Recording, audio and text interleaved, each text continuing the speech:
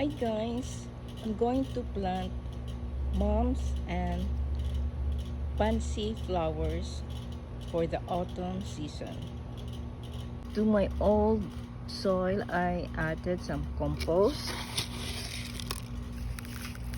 I'm going to use triple 13 fertilizer and alfalfa meal. I'm going to scratch the roots.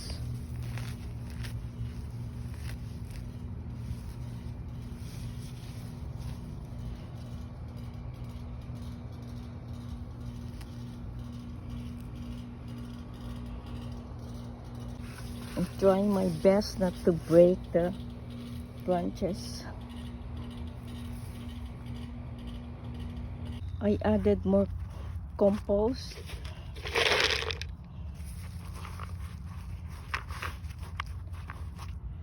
Alfalfa meal and triple 13 fertilizer. One of the flowers died, so I'm going to replace it with this Chelsea pink mom. I planted the 3 moms 10 days ago, and I used the triple 13 fertilizer and alfalfa meal. I have 6 pansy plants and 1 Dusty Miller. This would be in the middle of the pot.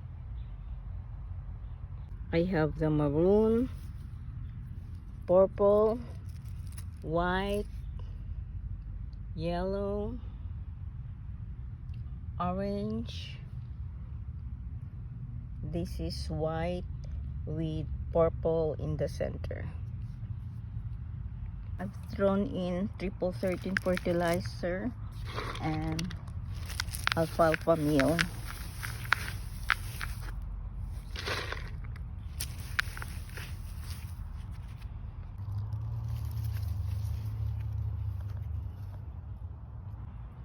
Looking pretty.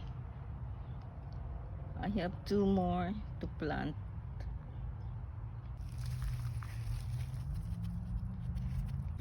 I have inserted the tag so that I can remember what I have planted in this pot next year.